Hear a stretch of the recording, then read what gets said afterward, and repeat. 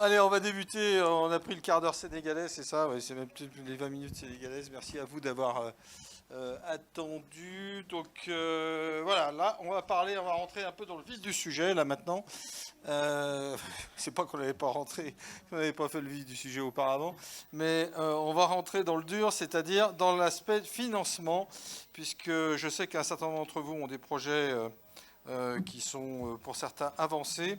Et donc l'idée, c'est de comprendre comment on va faire pour sortir ces projets et comment on va faire pour les financer avec les outils que vous allez vous nous présenter ou les méthodologies que vous allez vous nous présenter, avec une particularité aussi peut-être par rapport à d'autres, qui est qu'il y a une nouvelle législation sur le PPP ici au Sénégal. Et donc moi je suis très confiant sur le fait qu'on peut monter aussi des projets PPP. Et alors je sais qu'il y en a qui ne sont pas forcément de cet avis, mais on va voir comment on le fait et comment on le monte. Pour comprendre un peu le cadre, un peu des investissements sénégalais, je proposais à deux locaux d'intervenir et de me dire un peu comment ça se fonctionne. À commencer par Pierre Maspeli. En fait, comme vous avez Assieto a déjà parlé ce matin, normalement c'est honneur aux femmes, mais comme elle a déjà parlé ce matin, en partie, et que vous n'avez pas parlé ce matin, on va commencer par vous, Pierre. Donc vous êtes responsable de Proparco ici au Sénégal. Proparco, filiale AFD, ou petite sœur ou sœur de l'AFD, je ne sais pas si c'est filiale ou sœur d'ailleurs, je pense un peu filiale. Le micro ouvert, si les mis rouges, c'est qui marche, voilà. Et donc l'idée c'est déjà, alors peut-être repréciser ce que fait Proparco et nous parler un petit peu de Choose Africa qui en plus a un grand événement qui va se faire le 8 prochain, où j'ai reçu l'invitation de Grégory Clément, donc je me suis dit tiens, bonne occasion d'en parler. Pierre, bonjour. Bonjour Marc, bonjour à tous. J'ai une grosse voix, je vais parler mais pas trop près. Donc pour présenter Proparco brièvement, donc Proparco c'est la filiale de l'Agence française de développement qui travaille directement avec le secteur privé. Donc on a le même mandat que l'Agence française de développement, à savoir accompagner, co-construire et financer des projets qui permettent de contribuer à l'atteinte des objectifs de développement durable. Et nous, notre rôle, c'est d'accompagner le secteur privé. Donc effectivement, on a lancé une initiative qui s'appelle Choose Africa. Choose Africa, c'est l'opérationnalisation de l'intention annoncée par le président Macron lors de son discours de Ouaga, qui s'adresse à la jeunesse et aux entrepreneurs africains en leur disant la France sera là pour vous accompagner et vous financer. Donc la mission a été confiée au groupe AFD et c'est Proparco qui a la responsabilité principale de la mise en œuvre de cette initiative. Donc Choose Africa, c'est quoi? Choose Africa, c'est du financement et de l'accompagnement technique du secteur privé, plutôt des PME et des TPE, même si en dehors de Choose Africa, on finance des grands projets d'infrastructure, notamment en PPP. Choose Africa, c'est plus la TPE et la PME. C'est une initiative d'un montant total de 2,5 milliards d'euros initialement dédié au secteur privé africain sur une période 2018-2022. On a décidé récemment, dans le contexte de crise et compte tenu des engagements déjà réalisés qui se chiffraient à environ 2 milliards d'euros à la fin de l'année 2020, de passer de 2,5 à 3,5 milliards d'euros. Et ça se décline autour de trois outils principaux qui sont mis en œuvre plutôt par nos partenaires. Proparco n'a pas vocation à intervenir en direct sur des projets d'un montant inférieur à 10 millions d'euros ou équivalent en monnaie locale. Et donc, on a fait le choix stratégique de s'appuyer sur des partenaires de mise en œuvre. Pourquoi ? Parce que ces partenaires connaissent leur métier. Donc, nous, plutôt que de leur piquer du business, on préfère les accompagner, les inciter à faire plus et mieux, et parce que en s'appuyant sur eux, il y a un effet démultiplicateur qui est très important pour nous et ça nous permet de faire plus d'impact. Et pour terminer, du coup, c'est les trois outils que nous déployons dans le cadre de Choose Africa. Une fois de plus, nous ne faisons pas que Choose Africa. Ce sont des lignes de crédit que l'on octroie à des banques et des institutions financières, en général partenaires du groupe AFD. Ce sont des outils de garantie, donc des mécanismes de partage de risques avec les banques. Donc les banques avec lesquelles nous travaillons, lorsqu'elles prêtent à une entreprise, elles peuvent se voir couvrir la moitié du risque de crédit par Proparco. C'est 100 entreprises par an au Sénégal. C'est une garantie silencieuse, donc les entrepreneurs ne sont pas forcément conscients de notre intervention, mais en tout cas, voilà, ça permet aux banques de déclencher des décisions d'octroi de crédit. Mais ça, c'est pour les entreprises locales. Hein. C'est pour les entreprises locales. C'est oui. Comme pour BPI en France, en fait, qui fait un peu ce rôle-là pour les entreprises françaises. Oui, tout à fait. Voilà, exactement. C'est pour les entreprises locales. Et le dernier volet, c'est des prises de participation. Donc nous, on investit en direct, mais principalement, on investit dans des fonds. Lesquels fonds investissent dans des entreprises, notamment des TPE, PME, même si une fois de plus, on a une gamme de partenaires qui sont censés pouvoir intervenir sur toute la palette, que ce soit la très jeune start-up en phase d'amorçage ou au travers de fonds d'infrastructure sur des gros projets d'infrastructure. Donc Pierre, tu as 1 milliard d'euros à dépenser. C'est ça? Tu vois, la synthèse, parfois, ça le mérite. Alors, il n'empêche que, en fait, enfin, je ne sais pas si ça va, enfin si, parce que le ministre nous l'a un petit peu dit, là, quand même, ce matin, là. Il n'y a jamais eu autant d'argent disponible pour l'Afrique. Alors, toi qui as une vision transversale, je pense que c'est intéressant d'avoir ta vision. Est-ce que c'est vrai? Parce que c'est pas la première fois ou la première année que tu es en Afrique, donc je pense que tu dois avoir une vision assez globale du sujet. Et deuxièmement, est-ce que ça va continuer comme ça pendant assez longtemps? Parce que là, pour le coup, ce milliard, tu vas le dépenser en combien de temps? Et j'ai bien compris que c'était aussi intermédiaire. Et donc, en fait, finalement, entre les fonds de fonds et l'intermédiation bancaire, je pense que ça a représenté 80% de tes financements. J'en sais rien, on va dire, mais tu vas nous le dire. Et voilà, comment tu vois les choses là-dessus, monsieur Millard? Alors, effectivement, c'est beaucoup d'argent et c'est sûrement plus que jamais auparavant.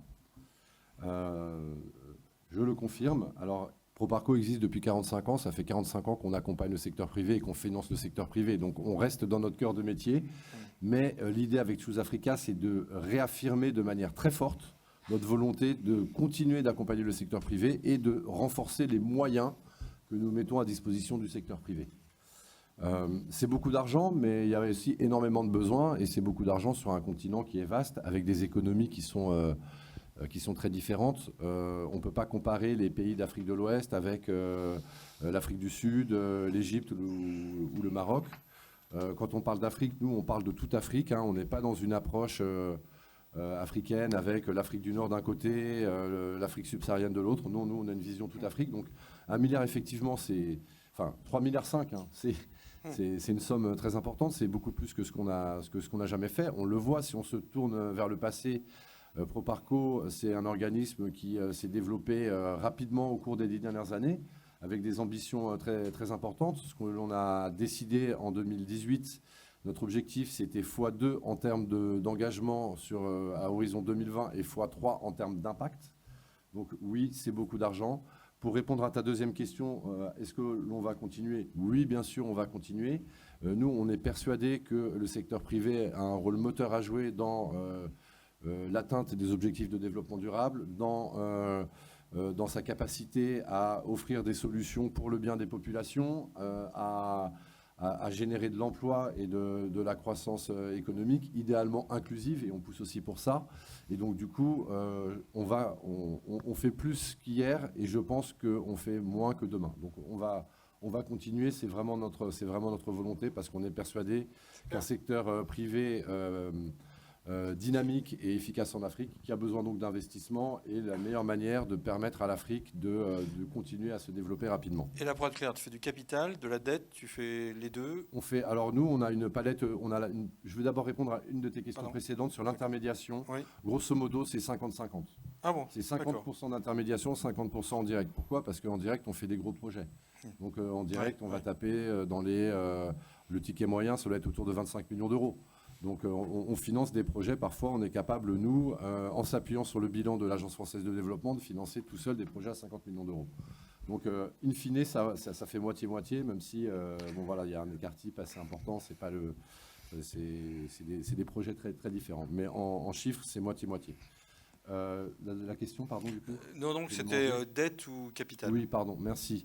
Alors, on dispose de toute la palette d'outils, on fait du sur-mesure. Chaque projet que l'on instruit, que ce soit au bénéfice d'un intermédiaire ou au bénéfice direct d'un entrepreneur, il est conçu sur mesure, en lien avec les besoins de notre contrepartie et également en tenant compte de nos considérations en termes de risque de crédit. Nous sommes une banque de développement, donc on a un volet développemental très fort, mais nous sommes régulés comme toute autre banque européenne, et donc on doit s'accommoder de la réglementation. Tu ne fais pas du don. Alors, on ne fait pas du don. On ne fait pas du don en tant que tel. Pour autant, quand on fait du prêt, quand on apporte un instrument financier plutôt, on peut adjoindre à cet instrument financier une enveloppe de subvention pour faire de l'assistance technique. Je prends un exemple très concret. Cofina, dans le cadre de Choose Africa, donc organisme de mésofinance présent dans une dizaine de pays en Afrique de l'Ouest et notamment au Sénégal. On leur a mis en place au niveau du Sénégal une ligne de crédit, et à cette ligne de crédit, on leur adjoint un don en subvention pour cofinancer avec eux des études sur la structuration de filières agricoles. D'accord. Voilà. Et alors, pour être clair, si jamais j'ai un projet qui fera 10 ou 15 millions à terme, mais qui est un investissement progressif, je vais voir ta voisine ou je vais voir toi? Alors, idéalement, il faut aller voir ma voisine. Bon, ma voisine ne fait pas d'equity, mais pour de la dette, il faut aller voir ma voisine. Pour de l'equity, il faut aller voir mes partenaires. Alors nous, on est toujours ravis de renseigner les entrepreneurs, y compris ceux qui sont en dessous de notre seuil d'intervention.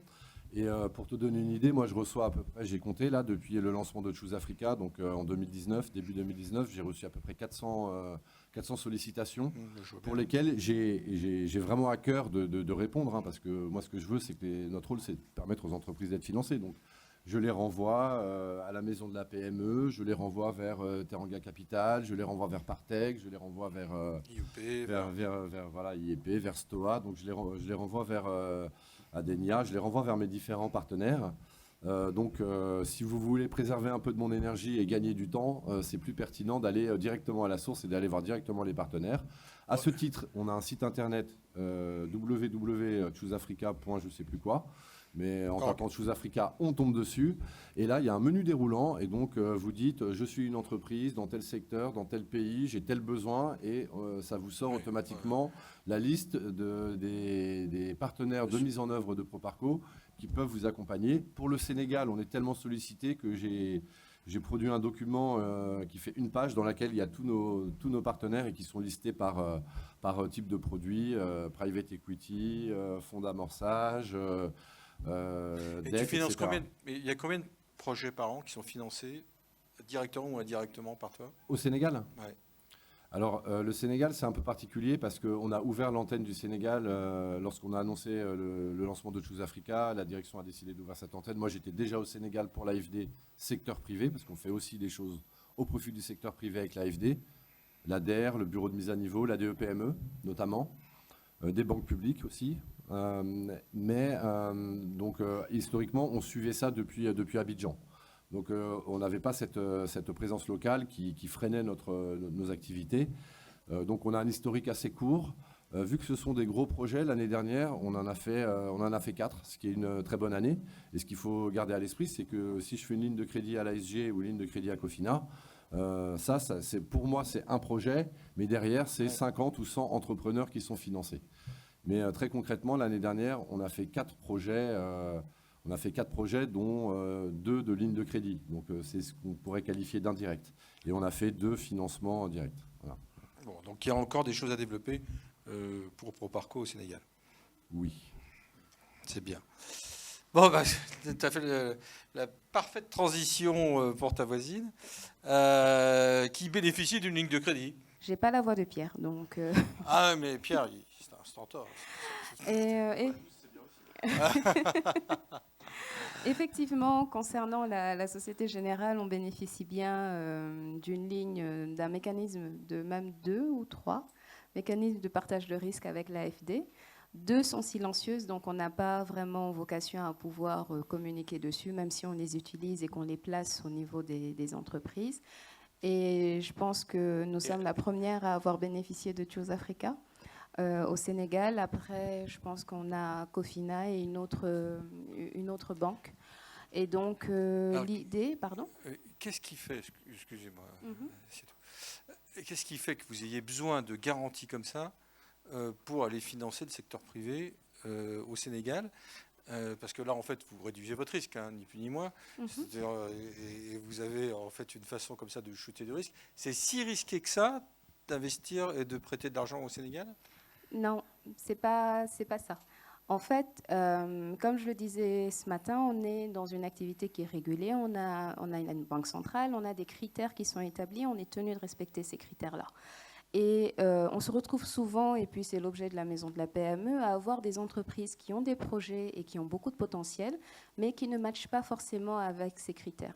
Et donc l'idée avec le mécanisme de partage de risque, c'est pour pouvoir conforter également l'étude du dossier, le renforcer en termes de garantie pour pouvoir faciliter l'octroi de crédit.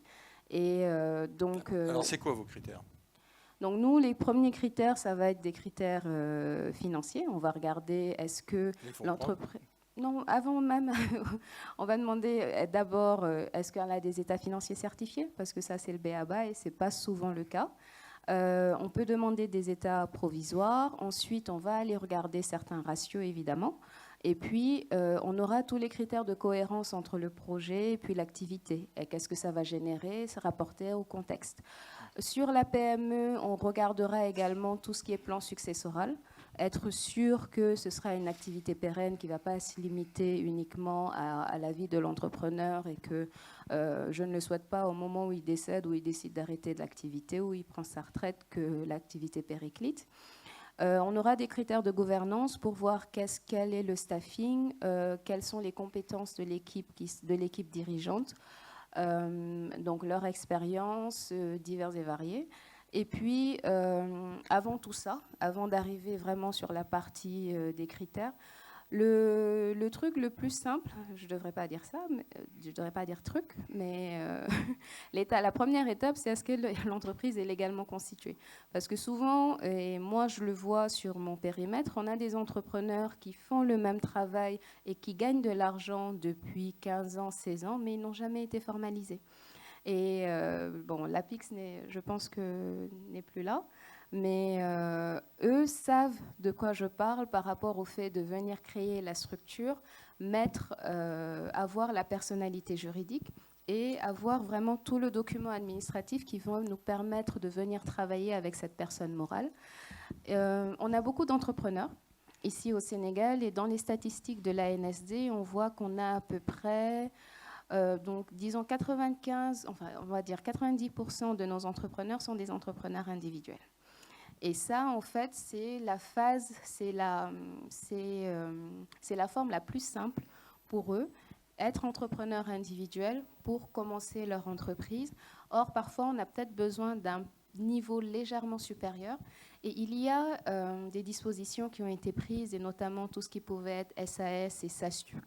Donc, les sociétés par action simplifiées et des sociétés par action simplifiées unipersonnelles qui ont des régimes de facilitation pour ces entreprises, pour les entrepreneurs, de façon à pouvoir accéder plus facilement au financement ou à certaines dispositions du Code général des impôts et avec tout ce qui est mis sur le Code de l'investissement. Alors, ici, on a moitié investisseurs étrangers, oui. moitié entrepreneurs sénégalais. Les investisseurs européens ou étrangers, vous voyez ça comment c'est-à-dire que là, on n'est plus du tout dans le même cas. Ils sont en train de vouloir investir. Ils ont des entreprises qui sont déjà des reins un peu plus solides. Moi, ce qu'on m'a dit, alors peut-être que je me trompe, hein, c'est que vous avez des taux en Afrique, en général, qui sont quand même très, très élevés. Oui.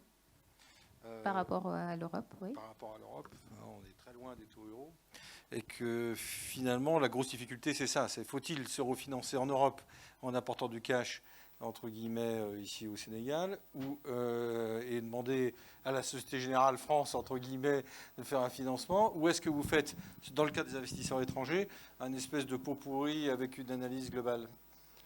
On peut faire les deux. Bon, moi, je préférais qu'on aille vraiment sur le pot pourri. Histoire de... Ce matin, j'ai parlé un peu de nos financements structurés, où on pouvait avoir, avec notre hub à Abidjan, pouvoir faire une syndication intra-groupe ou bien en externe avec d'autres partenaires bancaires. Et là, ça permet vraiment de faire travailler l'économie, d'utiliser les fonds locaux pour pouvoir faire des investissements et puis générer de la valeur ajoutée. Je pense que c'est ça. Et puis, tu vois quelque chose, toi, Pierre? Ok, donc vous n'êtes pas hostile à faire du mixte, entre guillemets. Et si vous aviez, vous, un conseil en matière de finances, enfin, pour les gens qui viennent investir ici, il faut vous présenter les dossiers comment? Il y a des filières que vous financez, d'autres que vous ne financez pas. Est-ce que vous avez des préférences? On va être très RSE, donc l'étude d'impact environnemental, social, elle sera très importante. Si ce sont des choses qui vont faciliter la transition énergétique ou bien des secteurs prioritaires comme des secteurs de souveraineté sur l'alimentaire, l'agriculture également, on prend. Maintenant, après, sur les termes de restrictions, on va avoir les restrictions standards, c'est-à-dire tout ce dont on parlait ce matin sur la CITES, sur les réglementations internationales avec les filets de pêche. On ne va pas aller sur tout ce qui est jeu d'argent. Et vous puis n'avez le pas commerce des des armes de filières, feu. vous pouvez avoir des stratégies de filières, ou ça arrive, ça? Oui, on a une approche sectorielle. Donc, que ce soit sur le marché de la grande entreprise, où je vois mon collègue Adrien, ou sur le marché de la PME, même nous, au niveau de la maison de la PME, qui a un statut spécifique, nous privilégions des approches sectorielles et pour pouvoir vraiment travailler la chaîne de valeur et avoir un impact. Donc, l'idée, c'est vraiment d'avoir toute la chaîne de B2B, que ce soit, si je prends un truc sur, un exemple sur l'alimentaire, avoir le grossiste, le distributeur, le grossiste, le semi-grossiste, le distributeur et aller jusqu'au détaillant. Peut-être pas le client final, mais au moins sur toute cette chaîne corporate, sur toute cette chaîne business, qu'on puisse travailler et accompagner les entreprises et aller en profondeur. Donc, si je prends l'exemple de l'agriculture, ne pas faire juste un crédit de campagne pour financer la production et se limiter à ça. Parce que cette production-là, après, si on prend l'exemple de Colda, comme on a vu il y a quelques semaines dans les journaux, les mangues étaient là, ils étaient en train de pourrir sur place parce qu'il n'y avait pas d'unité de transformation. Et l'idée, c'est ne pas seulement financer cette partie de production, mais ça va être financer de l'outillage agricole, des unités de transformation, pouvoir atteindre certains standards, donc avec des agences de l'État comme l'Agence sénégalaise de la promotion des exportations, qui, elle, donne tous les renseignements aux entrepreneurs pour les normes sanitaires et phytosanitaires pour l'exportation. Et à ce moment-là, ça permet d'avoir une nouvelle ouverture sur les marchés étrangers. Et là, vraiment, on peut avoir les prémices d'un vrai développement. Ok. Je reviendrai vers vous un petit peu plus tard. Moi, j'aurais posé une question à Eric Fougedoir de RSM. Parce qu'on a quand même, excusez-moi, c'est pas du tout pour être méchant avec vous, mais il y a quand même l'impression qu'on a une dichotomie entre les entreprises qui vous présentent des projets et ce que vous nous dites. Parce que vous nous dites, en fait, il y a de l'argent, en gros, il n'en manque pas. Des crédits, on en fait, une analyse assez structurée, donc voilà. Donc qu'est-ce qui manque et pourquoi il y a des entreprises qui nous disent, entre guillemets, ah oui, mais moi, j'arrive pas à me faire financer. Alors ça nous revient tout le temps, quoi. Ce matin, j'étais alpagué au moins par 5 ou 6 personnes. J'arrive pas à trouver des financements. C'est bizarre, quoi. Il y a un truc. Qu'est-ce qu'il en pense, Eric? Qu'est-ce que j'en pense? Peut-être deux mots sur qui je suis, ce que je fais. Donc moi, j'interviens, je suis associé donc dans le réseau RSM, qui est le sixième cabinet d'audit mondial. J'interviens depuis 25 ans dans le domaine du corporate finance pour acquisition, cession, restructuration d'entreprise et financement, levée de fonds. des opérations un petit peu hybrides et qui nous amènent très régulièrement à intervenir avec donc les banques de différentes manières, soit sur du financement de projet, du financement structuré, ça peut être du PPP, ça peut être des LBO, ça peut être toute forme de projet, des choses qui sont en général assez complexes et qui nécessitent un degré de sophistication dans la qualité des chiffres qui sont produits, puisque c'est ce qui sert de base ensuite aux banquiers pour pouvoir se prononcer. Donc le degré de sophistication est quand même assez avancé. Aujourd'hui, le problème que l'on a, enfin, me semble-t-il, et je l'ai vécu encore aussi ce matin, on a une désynchronisation et pour ne pas dire un décalage entre les porteurs de projets, leur degré de conscience des attendus de la part des banquiers ou des organismes de financement, qu'ils soient des banques de réseau, que ce soit des organismes étatiques, que ce soit des multilatéraux, et les besoins concrets qu'eux ont dans un pays, par exemple, comme le Sénégal, mais qui est une particularité. Les problèmes que l'on a au Sénégal sont les problèmes qui sont spécifiques au Sénégal, si tant est qu'on ait des problèmes. On trouve le même type de problème partout dans le monde entier. C'est d'avoir des problèmes d'autres natures à Singapour, à Hong Kong. Nous, on intervient dans le monde entier. On emploie 45 000 personnes et très clairement, on est obligé de tenir compte des spécificités. Aujourd'hui, sur le Sénégal, on a un pays qui est en très forte croissance, qui est une population extrêmement jeune, qui a besoin de se structurer. On est obligé de tenir compte aussi des particularités locales, des contraintes du pays, du taux d'endettement peut-être de l'État du Sénégal. On en parlait ce matin. Est-ce que la signature, jusqu'où peut-on tirer? À quel moment, en fonction des projets, on est obligé de faire appel à des multilatéraux? Aujourd'hui, c'est très bien d'avoir voté une loi sur le PPP. Alors, je suis désolé, je devance un tout petit peu. Voter une loi sur le PPP, c'est très très bien. Le décret n'étant pas passé, je ne vois pas comment aujourd'hui des banquiers peuvent intervenir aux côtés de différents partenaires pour financer les projets. Enfin, ça, c'est frappé au coin du bon sens. Et ça, ce sont des choses qui arrivent absolument partout. Donc aujourd'hui, on peut avoir des gens qui lancent des projets qui ont besoin d'investir 10 millions ou 15 millions d'euros sur un projet spécifique, mais en greenfield, oui. C'est compliqué quand même d'aller voir après des interlocuteurs, de leur faire passer le projet, sachant qu'on n'a pas forcément un track record, sachant qu'on n'a pas forcément des comptes certifiés, sachant on peut avoir une partie aussi de son économie qui était informelle. Ça, ce sont des points qui sont importants. Et ce sont des points qui font que le filtre d'analyse des dossiers, il y a un taux de déchets qui est assez important. Alors, comment on fait pour réduire ce filtre? Ou comment il faut faire Venez à la maison de la PME. Ça, c'est bonne promo, ça. Mais il faut venir équiper. Il faut venir équiper. Marc, en fait, le point, moi, je le vois par rapport aux dossiers qu'on analyse, aussi bien en Europe, aux États-Unis, ou en Afrique, ou en Asie.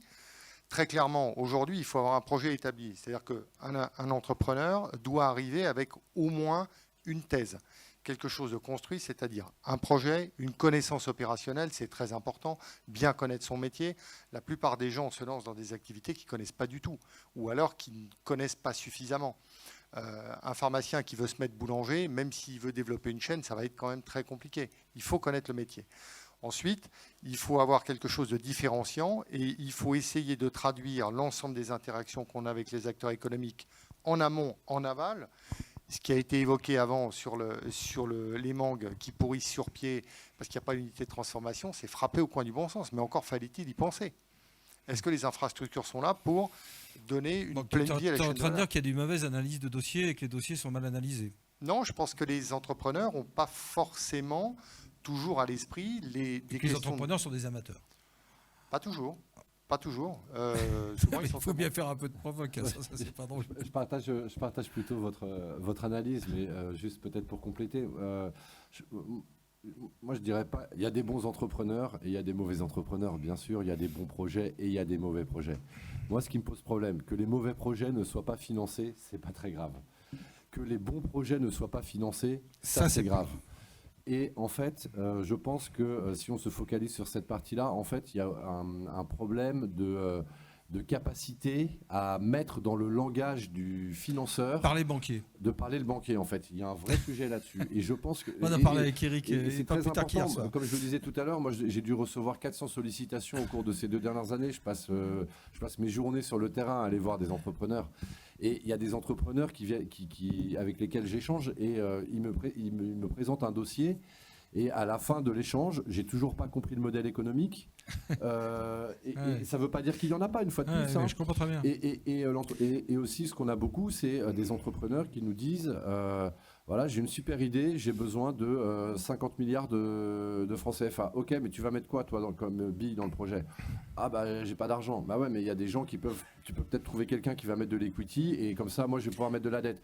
Ah, d'accord. Donc, il y a vraiment un besoin d'accompagnement pour traduire. Pour vous, ça paraît simple, mais en fait, il y a une vraie mécanique qui est compliquée. Il faut un accompagnement pour que, en fait, quand un entrepreneur va voir un financeur, le financeur, en fait, quelle que soit son origine, qui vienne d'Afrique, qui vienne des États-Unis, qui vienne d'Europe ou d'Asie, il a des règles qu'il va respecter. Dans un projet, il faut de l'equity, on ne finance pas tout en dette, il faut un plan de financement, il faut un business plan. Donc déjà, si on pouvait avoir systématiquement des dossiers avec une présentation du projet précise, un plan d'investissement, un plan de financement en face de ce plan d'investissement, et un modèle financier avec après des états financiers à peu près fiables pour pouvoir faire une analyse de l'historique, déjà on aurait beaucoup moins de dossiers à écarter. Qu'est-ce que tu leur fais, toi, Eric, à tes dossiers pour avoir des réussites? Je peux juste vous couper juste pour compléter sur ce que disait Pierre par rapport à cet accompagnement.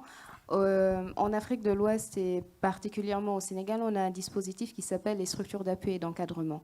Donc, ce sont des structures qui sont identifiées et agréées par le ministère du Commerce à travers la direction de la PME et également qui ont un agrément de la Banque centrale.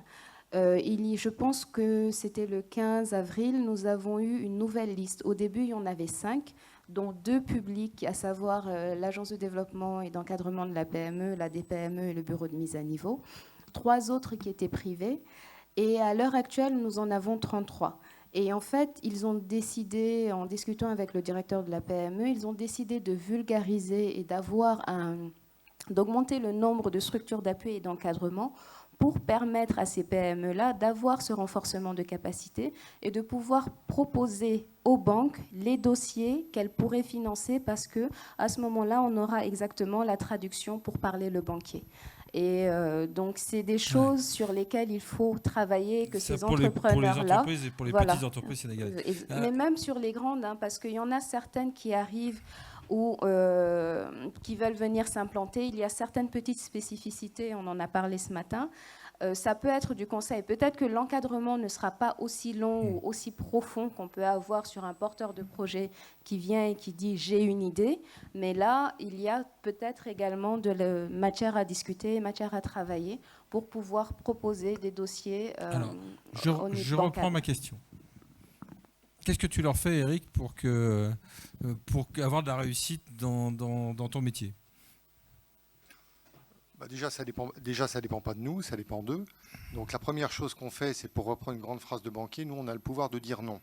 C'est-à-dire que nous, on est totalement indépendants. Ce que l'on fait, c'est qu'on essaye de proportionner à différentes étapes. Je pense qu'on ne doit pas être très très loin en fait, de ce que font les personnes que vous avez évoquées. En fait, nous, très souvent, on a des dossiers qui nous arrivent, soit spontanément parce qu'on a identifié quelque chose de bien, soit parce qu'on a un réseau quand même relativement étendu, soit des gens qui viennent nous voir. On a un échange informel. C'est bien, c'est pas bien, voilà, je voudrais faire ci, je voudrais faire ça. Très souvent, au premier rendez-vous, soit on leur fait retravailler leur copie, mais comme on a une obligation de conseil, on les fait retravailler leur copie, on leur dit, voilà, aujourd'hui, si vous voulez faire quelque chose, voilà tel type de financement vers lequel vous pouvez prétendre, voilà tel type de rentabilité. On commence à leur parler de ce qu'est un EBITDA, ce qu'est un gearing, ce qu'est un collatéral, de financement. On évoquait ce matin, alors tout ça, ce sont des gros mots, mais... il faut parler de banquier, quoi. Il faut parler de banquier parce qu'il faut devancer justement cet aspect-là. De capacité, elle a dit, mais bon, c'est ça. Pareil. Donc en fait, ce qu'on essaye de faire aujourd'hui, c'est que dans un premier temps, on essaye de faire ce qu'on appelle un teaser. C'est-à-dire on fait une étude assez rapide dans les grandes masses où on va identifier la faisabilité d'un projet. Donc ça va prendre le temps qu'il faut, mais pour nous, en gros, en 4-5 jours, c'est plié. Parce qu'il y a une contrainte de coût qu'il faut adresser, parce qu'il faut aller assez vite. À partir de là, on envoie des notes qui sont déjà faites et qui sont assez standardisées, de façon à permettre aux financeurs au sens large, que ce soit de l'equity, de la dette ou autre, de dire OK, go ou no go. Ou alors go, OK, mais sous telles conditions. Donc, ces conditions étant réunies, si on a un niveau suffisant de confiance de pouvoir aller au bout, à ce moment-là, nous, on prend un mandat, on aide les sociétés à aller chercher des fonds, on se rémunère sur le montant des fonds qui sont effectivement levés, et après, c'est exactement ce qu'il disait Pierre, c'est-à-dire qu'on va aller voir un interlocuteur, on va dire, voilà, alors, equity, dette, OC. En fait, je crois que la solution, c'est ça, c'est qu'il n'y a pas une seule solution. Il y a plusieurs acteurs, il y a plusieurs façons de faire. Et souvent, les gens sont focalisés, ils disent excusez-moi, je me suis assis, mais c'est vrai qu'ils sont souvent focalisés à se dire, voilà, la Société Générale. Tout sur la Société Générale, Proparco, tout sur Proparco. Mais non, en fait, c'est de l'assemblage. Mais surtout, il faut être extrêmement flexible, extrêmement humble par rapport à ce que l'on va avoir, parce qu'il y a des parties d'aléas qui sont en général pas du tout identifiées. Il y a des gens qui vont penser uniquement à financer un investissement, par exemple une usine. Ils ne vont pas du tout penser à financer un BFR d'exploitation, un besoin en fonds de roulement d'exploitation, avec des crédits de campagne qui doivent être adaptés en fonction du profil et du business model. C'est ce que disait Pierre. Il faut proportionner ça. Il faut faire du haut de bilan, il faut faire du bas de bilan, il faut ensuite faire un plan de financement pour pouvoir étaler un remboursement de dette en fonction de la progressivité des résultats. Si c'est une simple duplication d'un modèle qui marche, on a un benchmark dans un autre pays ou dans une autre ville, après c'est tout simplement une duplication, c'est très simple, c'est un copier-coller. Mais parfois on a du greenfield. Et est-ce que quand il y a un gars comme lui qui arrive, qui a vraiment analysé le truc, est-ce que ça augmente votre ranking ou pas? Non, il n'est pas là, on s'en fout. Voilà. Enfin, en tout cas, ça nous permet d'être plus confortables. Parce qu'on va avoir une caution morale de l'accompagnement qui est fait. Et donc, par rapport à ce tiers de confiance-là, on se dira, dans tous les cas, quel que soit le projet, en tant que banquier, on aura toujours un cas dégradé qu'on va se calculer nous-mêmes pour être sûr que la charge financière pourra être respectée. Mais ça nous permet d'être sûr d'abord de l'engagement du promoteur, parce que quelqu'un qui va venir investir, qui va prendre un cabinet pour l'encadrer, pour faire un conseil, pour lui permettre de présenter un document un document de projet pour son projet, on n'investit pas ces sommes-là si on n'est pas engagé. Et après, ce que disait Pierre également, c'est qu'il faut pouvoir mettre des billes, parce que ne financer 100% du projet uniquement sur de la dette, ça ne fait pas également très sérieux. Donc voilà, il faut y aller. Mais l'idée vraiment, et ce qu'on fait en tant que banquier, c'est d'abord un diagnostic. C'est diagnostiquer les freins à l'évolution de cette entreprise-là. Si ce sont des choses que nous pouvons gérer, parce que la charge homme n'est pas très lourde à faire, on peut conseiller, donner les orientations pour que le client revienne avec les éléments corrigés. Si c'est trop lourd, on a des partenaires vers qui on peut les orienter. Et ces partenaires-là ont des domaines d'activité qui sont divers et variés. Donc, comme vous le disiez tout à l'heure, il n'y a pas une solution unique, c'est des choses qui s'adaptent. Et on peut également avoir des axes de synergie, parce que nous, au niveau de la maison de la PME, on s'est rendu compte qu'il y avait des entreprises qui avaient fait un certain circuit sur un certain nombre de partenaires, et chaque partenaire l'a accompagné sur un sujet spécifique. Et en fait, quand on met tout ça ensemble, on a une belle synergie qui nous permet vraiment d'avoir un produit fini et de pouvoir avoir un projet à fort potentiel. Il faut faire de l'ingénierie financière. Préparez vos questions, hein, parce qu'il n'y a pas que moi qui pose des questions ici. Hein, donc vous pouvez y aller. Hein. Alors, j'ai demandé à un cabinet juridique reconnu de la place, spécialiste du PPP, la personne du cabinet Viradial Média, de venir, parce que d'abord, on a pas mal de collectivités qui sont présentes ici, avec des projets sur des collectivités. Et moi, je pense qu'il y a quelque chose qui est complètement sous-utilisé aujourd'hui, qui est le PPP, mais qui commence vraiment à booster en Afrique. Alors, déjà, si vous pouvez vous présenter, et ensuite, peut-être redire 2 mots sur ce que c'est que le PPP et PPA, et puis ensuite, je vous poserai des questions. Entendu, merci beaucoup. Donc, je suis avocat, Olivier Bustin. Je suis basé à Lisbonne, dans un cabinet qui s'appelle Vieira de Almeida. Je travaille avec on est une cinquantaine le cabinet au total, c'est 400 avocats, mais on est vraiment une cinquantaine d'avocats à avoir 100% de notre activité sur le continent africain, en Afrique francophone et lusophone.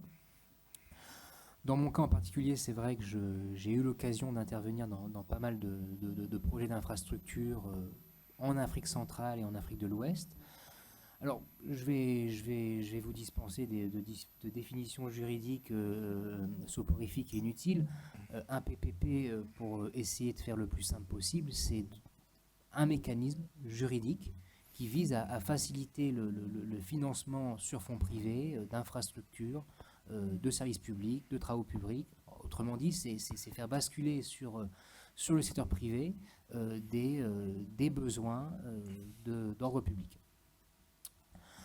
Alors, par rapport à cette loi, moi je souscris exactement à ça. Ah oui, alors parce que là on a évoqué la loi, voilà, cette fameuse loi qui vient de passer, et Doré qui a dit oui, il n'y a pas de décret. Mais là, il a entièrement raison. C'est-à-dire que plus qu'une loi, c'est une loi cadre. Donc on a un contour, mais on n'a pas encore le contenu. Et on ne peut pas vraiment se prononcer sur ce que sera le devenir de cet encadrement juridique sans avoir le contenu. Je ne veux pas doucher de faux espoirs, mais je veux juste dire que ce sont des espoirs plutôt prématurés aujourd'hui. Quelques exemples très, très, très succincts. Le cadre institutionnel, en matière de PPP, il est fondamental.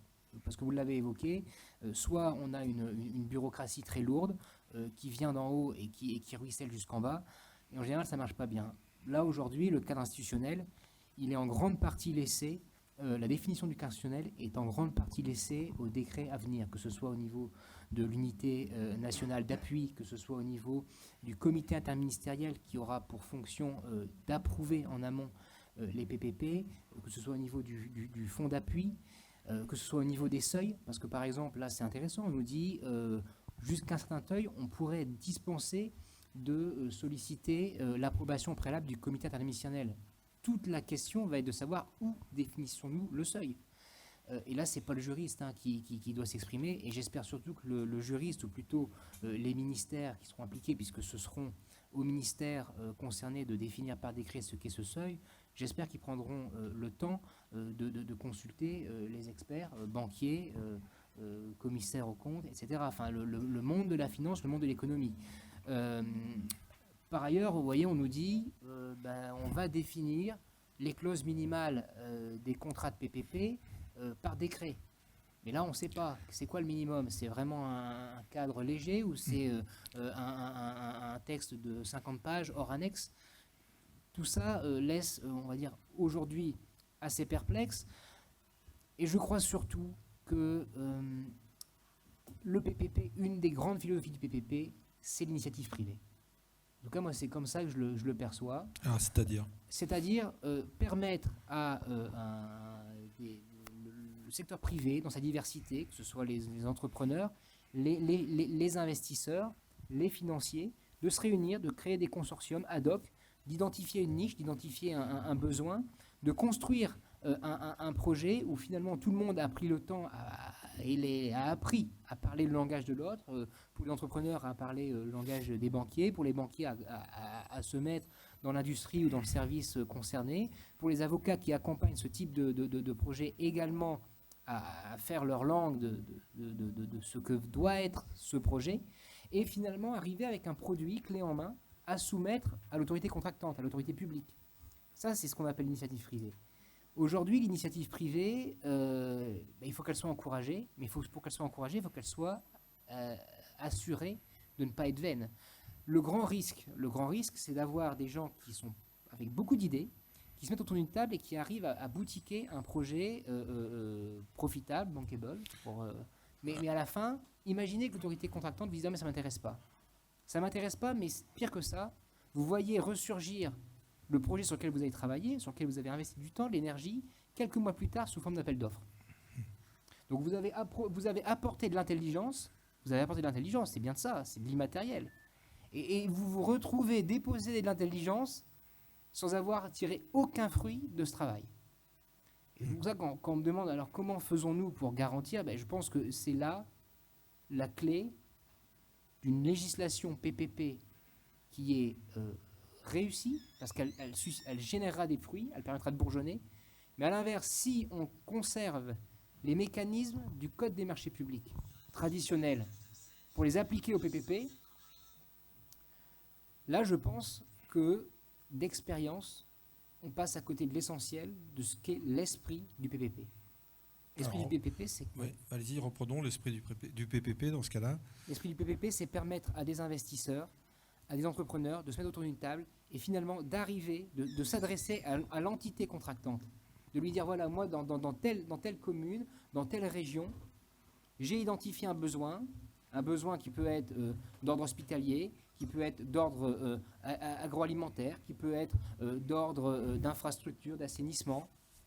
Et j'ai réussi, parce qu'on s'est mis à plusieurs autour d'une table, à vous faire que ce besoin peut être financé, parce que j'ai déjà avec moi le financier qui a dit OK, et qui peut être profitable. Il peut être profitable à la fois pour la collectivité, bien sûr, mais aussi pour celui qui a investi. Donc ça veut dire que si je schématise dans ma tête, on a donc une entreprise privée qui, elle, peut se trouver un certain nombre de financements par rapport à un service qu'il peut apporter. Derrière, le financeur, lui, il voudra une garantie publique. Oui. Donc il faudra que la collectivité, en tout cas, émette une garantie. Est-ce qu'on a besoin d'un PPP pour ça, en fait ? Vous avez besoin d'un PPP idéalement pour permettre à ce que ces personnes parviennent à se mettre d'accord. C'est-à-dire qu'aujourd'hui, je comprends votre question, la garantie, ça va être la garantie sur les créances futures tirées du contrat. Ça peut être aussi très important, et là c'est une bonne chose dans la loi, prévoir la possibilité pour le financier de substituer l'attributaire du PPP en cas de défaillance. Ça, c'est très important. Je veux dire, je me mets à la place de quelqu'un qui finance. Si à un moment, il y a une défaillance de la part de l'emprunteur attributaire du contrat, il faut pouvoir se substituer par quelqu'un qu'on considère plus compétent, mieux à même de porter le projet jusqu'à son terme et donc d'éviter qu'il ne périclite, qu'il fasse faillite. Mais ça ne répond pas à la question de départ. Non. La question de départ, c'est est-ce que l'on croit que les autorités publiques sont capables toutes seules de lancer des appels d'offres pertinents, bankable, qui soient parlants et qui fassent qu'autour d'une table, vous allez avoir une agrégation de compétences et que vous allez avoir des candidatures à ces appels d'offres qui sont crédibles, ou est-ce que vous prenez le chemin inverse? Vous dites finalement, laissons tout à chacun observer la réalité de nos besoins et laissons tout à chacun la possibilité de faire bourgeonner leurs propres idées dans le cadre d'un PPP. Alors, nous, on a pas mal de collectivités qui sont présentes aujourd'hui et qui se baladent dans les allées, qui ont toutes des projets. D'accord. Toutes. La problématique qu'elles ont, c'est bien sûr de financement de leurs projets, mais je pense qu'on a une idée du PPP, c'est l'autoroute Sénac de FH avec ses péages. Est-ce qu'il n'y a pas des possibilités de monter des styles, que ça s'appelle PPP ou autrement, pour des projets plus petits, quoi, finalement? Parce que sur un projet de 1 million ou 2 millions d'euros, est-ce que ça ne vaut pas le coup aussi de monter un PPP pour une entreprise ou de le proposer à la collectivité? Là, je dirais sur un plan juridique, et ça risque d'être assez frustrant comme réponse, il n'y a aucune restriction. Et d'ailleurs, la loi ne prévoit ni de limite en termes de montant, ni en termes de durée. Donc on peut parfaitement, juridiquement, prévoir un PPP court avec un montant modeste. La question, c'est ensuite, est-ce que sur ces montants modestes, vous êtes capable de convaincre des investisseurs de s'associer au projet? Ça, c'est une bonne question. Et le deuxième point aussi, c'est qu'un PPP est en général plus complexe à mettre en œuvre. Donc il y a un travail de structuration qui est plus important et qui du coup un coût intrinsèque plus important. Et on ne peut pas modéliser. Qui vient impacter le projet. Donc là, on en revient après au fait d'avoir un cadre réglementaire bien normé. Il y a énormément de réflexions, notamment menées par des collectifs de cabinets d'avocats sur la standardisation des documents projets, notamment dans le secteur de l'énergie. Le PPP le plus simple, entre guillemets, c'est celui dans le secteur de l'énergie. On n'est pas sur un risque trafic, on a un off-taker, on a un acheteur qui est une société publique en général. C'est un contrat take or pay, l'énergie produite est achetée, donc c'est les PPP de mon point de vue les plus simples. Il n'y a pas d'analyse de risque trafic qui est beaucoup plus complexe. Donc sur ce type de PPP, éventuellement sur des montants, si on a un cadre réglementaire très clair qui permet finalement de faire de la standardisation, là ça peut s'envisager pour des petits montants, mais de mon point de vue, après quand on est vraiment sur du sur-mesure, Si on est sur du 1, 2 millions, 3 millions d'euros, on a les coûts de structure qui vont venir un peu secouer l'économie du projet. Ouais, d'accord. On est parfaitement d'accord. Mais voilà, je vous dis, ça c'est plutôt une réponse, et c'est important de le dire. Dans le PPP, le juriste, il n'est là que pour encadrer, il n'est là que pour accompagner. Et d'ailleurs, quand vous indiquiez, il y a énormément de collectivités qui ont des projets. Elles ont des idées. Et finalement, on revient au même commentaire que ce qui a été fait du point de vue du secteur privé. C'est-à-dire que vous avez énormément d'entrepreneurs qui ont des idées. Et comment faisons-nous pour transformer l'idée en projet? Et c'est là où... c'est pour ça qu'on les réunit là. On essaye de faire en sorte que ça matche. Bon, donc on ne peut pas non plus trop standardiser le PPP. En tout cas, c'est beaucoup trop tôt pour le faire. Il faut avoir un cadre beaucoup plus affirmé et qu'il y a un certain seuil pour monter un certain nombre de choses et pour pouvoir amortir en fait le sujet. Mais c'est un sujet à observer ici au Sénégal. Très clairement, et de toute façon, là, l'importance de cette loi cadre, même si elle ne s'appelle pas comme ça, c'est de venir ouvrir la porte au financement privé en matière de services publics et de travaux publics au sens le plus large. Donc, j'ajouterais aussi qu'un autre élément important, puisque vous m'avez posé la question sur les garanties, la stabilité fiscale, c'était un élément important. Et elle n'apparaît pas dans la loi. Marc, il y a un point que je voudrais aborder parce que, effectivement, en complément de ce qui a été dit, le PPP économiquement, il a quoi comme objectif? Uniquement de substituer des acteurs économiques en lieu et place de ce que la puissance publique ne peut pas faire. Pourquoi? Parce que les levées d'impôts, c'est ça qui me fait réagir. Combien lève-t-on d'impôts? Est-ce qu'aujourd'hui, l'État sénégalais collecte suffisamment d'impôts pour pouvoir financer l'ensemble de ces projets? Je ne sais pas. Mais en tout cas, en général, le PPP est un substitut. À ça. De mon point de vue, il y a un deuxième volet sur le PPP dont on n'a pas parlé. Là, on s'est un peu focalisé sur le sujet financement. On allège l'endettement de l'État et on transfère un financement public à un financement privé. C'est ça qu'on est en train de dire. Il y a un deuxième sujet, de mon point de vue, et c'est ce qui motive ceux qui sont convaincus que le PPP est la bonne approche, c'est la qualité du service.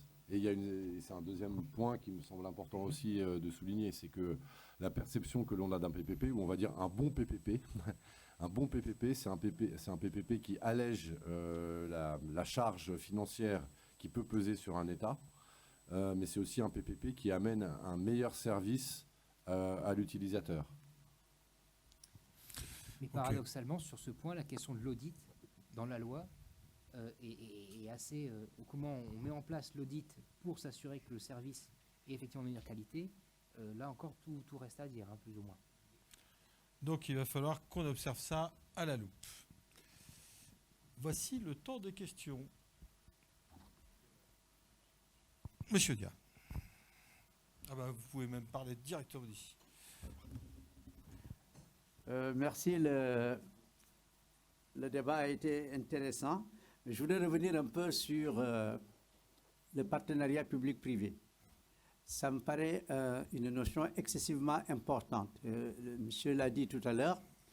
Aujourd'hui, en tout cas, je ne sais pas ailleurs, mais au plan africain, vouloir réaliser des projets importants à partir des finances publiques est handicapant. D'où la nécessité de réfléchir sur des partenariats publics-privés, mais équilibrés.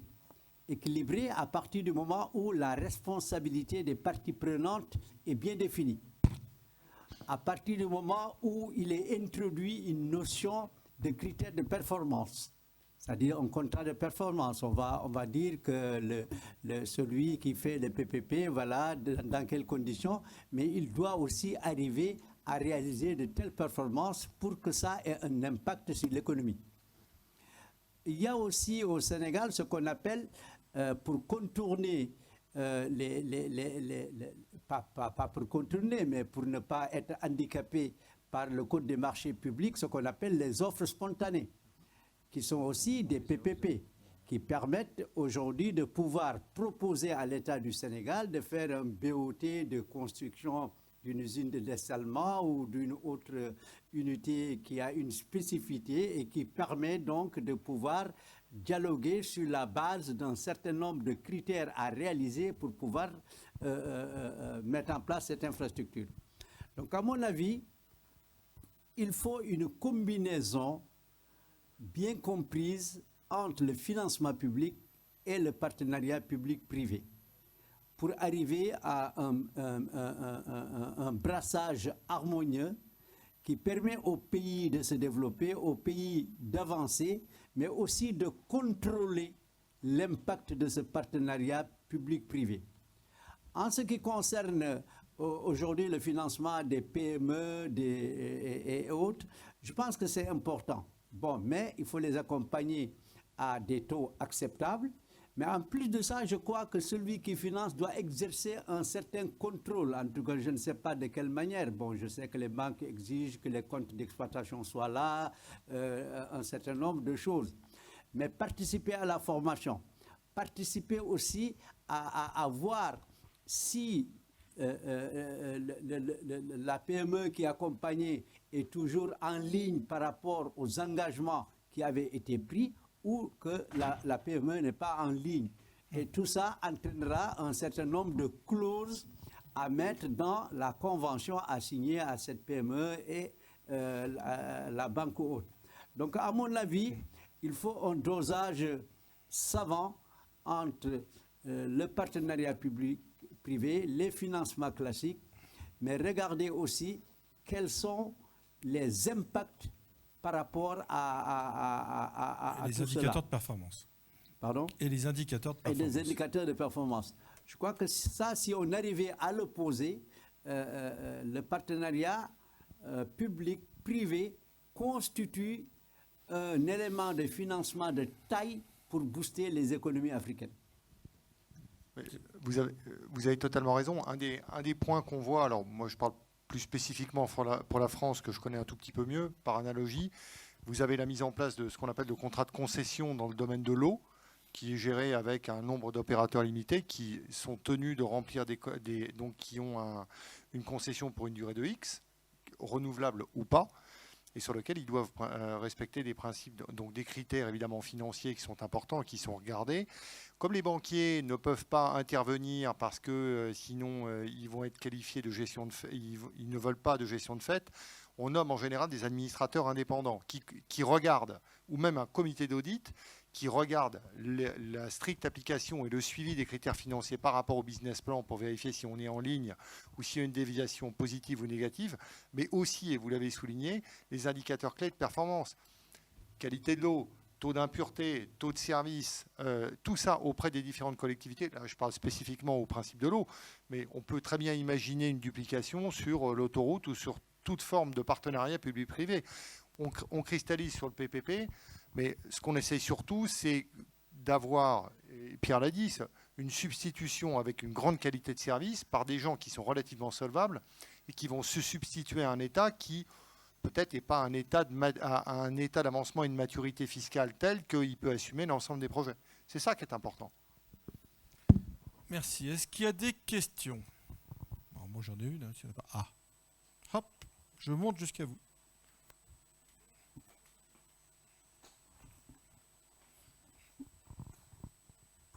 Merci. Monsieur Ndiaye, Monsieur Boubacar Ndiaye du conseil départemental de Fatick. En fait, c'était pour aborder la question du financement des collectivités territoriales. C'est-à-dire que c'est vrai que pour booster l'économie locale, l'économie rurale, on a besoin d'investisseurs privés par rapport à ça. Et si maintenant le conseil départemental, bien la collectivité territoriale a déjà un projet qu'il juge fiable, et quelles sont en fait les possibilités est-ce qu'il y a des lignes de crédit qui sont ouvertes pour les collectivités territoriales ou bien quelles sont les démarches en fait, les procédures qui existent pour que ces collectivités territoriales puissent accéder à des financements privés dans le cadre d'une gestion d'activités privées aussi. Merci. Merci, Monsieur Ndiaye. Je pense que tout à l'heure, dans la salle des pas perdus, on avait évoqué rapidement le projet. Et de ce que j'ai compris par rapport à votre projet dans votre collectivité, vous avez réuni des jeunes en GIE de façon à pouvoir avoir plusieurs petites unités pour pouvoir créer un tout. À l'heure actuelle, de manière à brûle-pourpoint, je n'ai pas encore de réponse définitive à vous donner. Ce qu'on peut faire, c'est étudier le projet et voir comment vous allez monter la structuration. Nous, sur la base des financements, c'est vrai qu'on a une exposition sur l'État du Sénégal, donc on a des lignes, des limites et autres, mais selon le projet tel qu'il est porté et tel qu'il est structuré, on peut ou pas impacter cela sur la limite. Donc, il faudra qu'on puisse, je vous ai donné mes coordonnées, il faudra qu'on puisse regarder ça ensemble, qu'on voit comment vous le structurez, sur le fait d'abord de partir sur les GIE, quel est le potentiel, qu'est-ce qui est mis en face par rapport à tout ce qui est structuration, formalisation. Et nous, c'est sur cette base-là qu'on pourra regarder le projet et puis vous donner un avis pour l'accompagnement. Après, si ce n'est pas possible au niveau de la banque de manière classique, on a un réseau de partenaires, on a également notre dispositif RSE. Il y a d'autres solutions qui pourront être envisagées, qu'on puisse voir comment on peut faire pour vous aider à mener à bien le projet. Mais à l'heure actuelle, comme ça, je n'ai pas de réponse définitive à donner. Tout ce que je peux dire, c'est qu'on pourra étudier le projet. Regardez ça. Peut-être juste pour apporter un petit commentaire sur le financement des collectivités locales au Sénégal. Le financement des collectivités locales, chez nous, c'est le métier de l'AFD. L'AFD le fait dans de nombreuses géographies. Après, la capacité à prendre du risque sur une collectivité locale, c'est aussi lié à l'organisation de l'État, la décentralisation des recettes fiscales et des ressources budgétaires. Et sans être un spécialiste, ce que je comprends, c'est qu'au Sénégal, aujourd'hui, les ressources publiques, elles sont plus au niveau central, au niveau de l'État central, et elles sont moins au niveau des collectivités locales. Ce qui veut dire qu'une fois de plus, si on se place du point de vue d'un prêteur, on va regarder la capacité de remboursement du bénéficiaire du prêt. Et aujourd'hui, les collectivités locales au Sénégal ne sont pas perçues comme étant les meilleurs acteurs publics en mesure de rembourser. Parce que, en fait, l'argent, il est plus géré au niveau central qu'au niveau de chacune des collectivités locales. Oui, mais après, est-ce que c'est un projet qui est financé par l'AFD au travers du ministère des Finances de l'État du Sénégal qui rétrocède les fonds à la collectivité? Est-ce que c'est directement au profit de la collectivité? Non, je voudrais confirmer seulement ce que vous avez dit. Nous avons aujourd'hui un projet de gestion des ordures ménagères dans les 22 collectivités locales de Podor. Ce projet sort de la coopération décentralisée avec le département des Yvelines et donc est financé à 56% par l'Agence française de développement, mais à travers le département des Yvelines. Et là, aujourd'hui, ce projet se déroule correctement. Il reste entendu que les collectivités territoriales, et notamment les départements au Sénégal, n'ont pas de fiscalité propre. Ils reçoivent des fonds de dotation et des fonds de renouvellement qui sont octroyés par l'État, point barre. Donc, c'est l'ingéniosité peut-être des gens qui sont dans ces conseils qui fait qu'ils obtiennent un certain nombre de financements en provenance des collectivités locales avec lesquelles elles ont noué des relations. Alors, question. Bonjour tout le monde, moi je m'appelle Boubacar Dramé, je représente le ministère de l'Agriculture et de l'équipement rural. Je suis conseiller technique au niveau du ministère. Donc on nous a invités un peu à la... Oui, dans quelques minutes je vais intervenir. Donc c'est pour cela je serai très bref. Pour un peu appeler l'histoire. C'est-à-dire quand on fait le constat, l'Europe au lendemain de la Seconde Guerre mondiale, ils étaient dans le pétrin. Qu'est-ce qui s'est passé? Il y a le plan Marshall qui est passé, mais ils se sont lourdement endettés. Les pays émergents de l'Asie du Sud-Est comme Singapour, Malaisie et les autres, ils ont pris d'autres voies. Et ils ont pris le partenariat public et privé. Maintenant, il y a une voie africaine. Quelle sera cette voie? Est-ce qu'on va s'endetter ou bien on va voir la voie des PPP, ou bien il faut inventer une autre voie? C'est ma question, elle est ouverte. Parce que là, c'est du teasing, là, carrément. Y a-t-il une autre voie? Bon, alors je ne sais pas si vous voyez une autre voie, mais je reprends une autre question et puis ensuite vous répondrez alors attendez voir.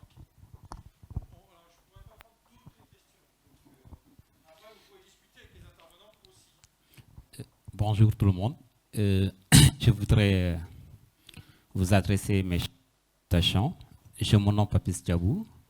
Je suis un jeune entrepreneur et je me réjouis d'être là parmi vous. En fait, j'aimerais juste apporter une petite contribution parce que, étant donné que je suis un entrepreneur qui a vécu ces situations, parce que moi, en fait, le problème d'un jeune entrepreneur au Sénégal, c'est comment faire pour lever les fonds. Parce qu'en fait, vous savez que la banque ne finance pas les petites entreprises. Et en ce moment, nous avons affaire avec des microfinances. Et du coup, moi, par exemple, dans le cadre de mon projet, parce que étant donné que quand j'ai pensé à entreprendre, j'ai d'abord pensé à m'investir sur ma formation. Je me suis d'abord formé en MBA. J'ai fait un MBA au niveau de l'ISM. Après mon MBA, je me suis rapproché des structures d'appui de l'État. La DPME m'a accompagné, mais également, tout récemment, je viens de terminer un séminaire avec l'ENFP. Et quand j'ai monté le projet OUPAP de la fourche à la fourchette, où j'ai étudié le business plan, je me suis dit, ce n'est pas les banques qui vont m'investir, mais j'ai l'idée de pouvoir travailler avec des business angels qui vont m'accompagner sur le plan technique au bout d'une certaine période, et même s'ils vont sortir et pouvoir vendre leur part au sein de l'entreprise, ça sera franchement quelque chose de bien. Et cela m'a permis aujourd'hui, nous sommes en train de finaliser nos contrats avec nos partenaires. Et du coup, ma présence ici aujourd'hui aussi m'a permis d'apprendre beaucoup de choses. Et étant donné que d'ici 2 ans, j'aimerais me lancer dans l'impôt-export, j'ai déjà tous les papiers, mais ça me permettra également de pouvoir, dès à présent, avoir des contacts à l'extérieur, pouvoir travailler sur un partenaire qui sera gagnant-gagnant. Donc, c'est ça, j'aimerais vous remercier et je m'excuse de monopoliser un peu la parole. Je n'ai pas une question à poser. Merci beaucoup. Peut-être une réponse en même temps, parce que là, Siatou, ça s'adresse directement à vous.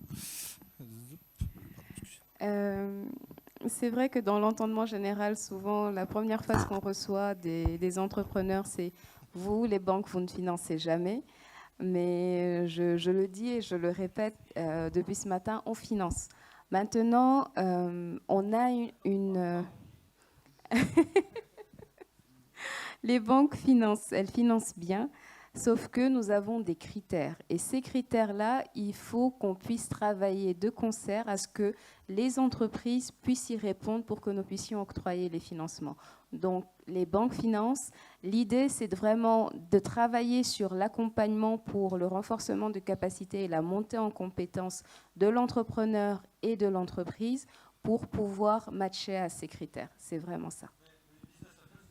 Non, exactement. En fait, Exactement. si je puis me permettre de réagir sur votre intervention, et merci à tous les deux pour vos interventions.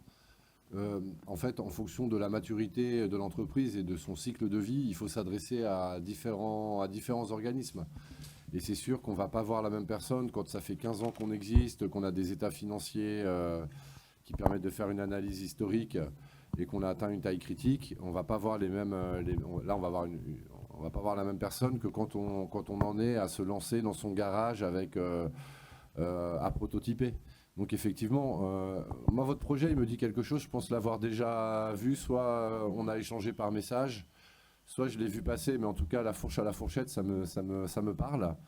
Et effectivement, sur un projet comme le vôtre, c'est bien de se former parce que ce que vont regarder les dirigeants, les potentiels investisseurs, Ils vont regarder la qualité de l'équipe dirigeante, ils vont regarder la pertinence du projet et sa capacité à générer de l'argent. Et ça, effectivement, c'est des business angels. Alors après, il y a un dispositif au Sénégal que je trouve assez intéressant. Vous avez parlé tout à l'heure de l'ADE PME et du bureau de mise à niveau. Nous, on a la chance de les connaître intimement parce que l'AFD travaille avec eux depuis 2005. Et on continue aujourd'hui avec le programme Techifi qui est financé par l'Union européenne. C'est de la subvention, là, pour le coup, pour accompagner les entrepreneurs des régions sur de l'assistance technique et du renforcement de capacité, pour les aider à pitcher, à préparer leur business plan, à affiner leur modèle économique. Et il y a un nouvel acteur qui s'appelle la délégation à l'entrepreneuriat rapide, que tout le monde connaît au Sénégal, et qui a cette capacité, qui est accompagné aussi par l'AFD. C'est mon dernier fait d'armes à l'AFD, 20 millions d'euros pour l'ADER en financement souverain. Et l'ADER, en fait, ce que je trouve intéressant, c'est qu'elle a cette capacité à avoir une approche risque-rendement qui est différente de celle d'une institution financière classique, parce que c'est un organisme public. Et du coup, cet organisme, il est aujourd'hui très dynamique. Et il est capable de venir financer en equity des porteurs de projets. Et moi, je trouve ça hyper intéressant au Sénégal. Et donc, c'est ce qu'on appelle du fonds d'amorçage. On peut appeler ça de la love money. Mais l'ADER peut vraiment mettre ça. Et du coup, vous mettre le pied à l'étrier. Et au bout d'un an, vous pouvez aller voir un Teranga Capital, un IEP, aller voir en même temps une Société Générale pour compléter le financement en dette. Mais c'est sûr qu'il y a deux choses. Il faut choisir la bonne cible en fonction de sa maturité. Et une fois qu'on a déterminé sa cible, il faut aller en voir 10, 20, 30, 40. Quoi. Pour avoir un financement, il faut aller toquer à plein de portes. Et c'est ça qui est difficile aussi pour les entrepreneurs. C'est que les entrepreneurs, surtout en Afrique de l'Ouest, et je vais parler du Sénégal que j'aime et que je connais intimement. Au Sénégal, on est entrepreneur parce qu'on n'a entre guillemets pas le choix. Il n'y a pas de marché du travail, donc je veux manger à ma faim, je veux avoir un avenir radieux, je veux pouvoir offrir quelque chose à mes gamins. Et ben, j'ai créé mon boulot, quoi. Donc je monte mon business. Et du coup, on rentre par la contrainte et par la porte technique souvent. Et donc après, il faut pouvoir, c'est difficile d'aller justement vers le financier. Si on l'oppose, même si c'est un peu idiot d'opposer l'un à l'autre, mais on prend l'extrême inverse. Dans la Silicon Valley, les gars qui entreprennent, c'est des gars qui sortent d'école de commerce. Et en fait, le sous-jacent, finalement, il n'est pas très important. Ils s'adjoindront des compétences techniques. Ici, c'est des techniciens qui ont besoin de s'adjoindre de compétences financières.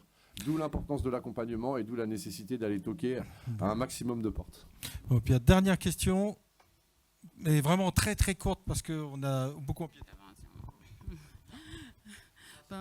C'est une intervention. Bonsoir tout le monde. Donc moi c'est Kadi, je représente la structure Senas qui est spécialisée dans l'accompagnement à la création d'entreprises, mais également au développement d'entreprises. Donc ce sujet me parle parce qu'aujourd'hui j'avais noté des manquements. Je suis au Sénégal il y a 2 mois pour une mission d'accompagnement des entrepreneurs qui ont été financés. Je n'ai pas cité le nom parce que c'est cité ici. Donc il y a eu des manquements au niveau de la structure puisque les projets qui ont été sélectionnés et financés, j'ai accompagné actuellement 160 entreprises et il n'y a que 2 qui remboursent, ce qui est choquant. Moi, ça me choque parce que je me suis dit, d'où provient cet argent? Ça peut être également les impôts, ça peut être également les bailleurs internationaux. Sauf qu'il y a une véritable difficulté qui se passe, c'est le remboursement. Ils n'ont pas cette capacité de remboursement. Et moi, quand j'ai... de mon rapport, j'ai également eu à mentionner qu'il leur manque un accompagnement.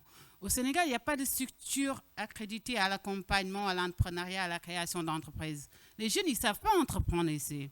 Ils ne connaissent pas. On me dit, madame, je ne savais pas. Si j'avais obtenu cette formation avant, peut-être que l'entreprise ne serait pas à plat. J'ai eu une personne qui me dit, j'ai pris l'argent, j'ai construit 2 chambres chez moi. Il y a une autre qui me dit, on a partagé les sous avec mes sœurs. Alors, d'où l'intérêt pour moi actuellement, avant d'investir, de vouloir ouvrir cet aspect de structure d'accompagnement. Chez l'ADPMO en face qui me dit, on en avait 6 structures d'accompagnement maintenant à 30. Pour moi, c'est l'occasion d'ouvrir des volets de partenariat avec les structures publiques, comme moi en l'occurrence Senas, de pouvoir travailler ensemble afin de répondre réellement aux besoins locaux en termes de compétences et de performance de ces entrepreneurs. Parce que si on va sur cette lancée, pour moi, tout financement sera inutile. Je vous remercie. merci à vous. C'est vrai que l'entrepreneuriat, c'est aussi une compétence qu'il faut avoir et qu'on ne s'improvise pas non plus entrepreneur, quoique. Bon, j'en suis l'exemple inverse, mais bon, c'est comme ça. Il y a 40 ans, créer une boîte, ça arrive, ça fonctionne aussi quand on a un petit peu d'énergie. Bon, merci beaucoup. On a dépassé le temps, donc je ne vais pas pouvoir rester plus longtemps sur ce sujet du financement qui est inépuisable. Donc c'est bien parce qu'on pourrait être pendant encore 6 heures qu'on n'aurait toujours pas fini le débat. Merci à vous tous. D'abord, vous avez été très sympa, naturel. Voilà, on n'a pas fait de langue de bois, donc ça c'est top. Merci à vous tous. Merci à ceux qui se sont déplacés, merci aux locaux. Et maintenant, nous allons pouvoir enchaîner dans quelques minutes. On va se laisser, si ça ne vous fait rien, 5 minutes pour que je puisse boire un petit quelque chose, pour la conférence sur l'agriculture et l'agroalimentaire qui intéresse plus particulièrement certains d'entre vous. Et puis comme ça, vous pourrez courir après les intervenants si vous avez des choses à leur dire. Voilà, merci.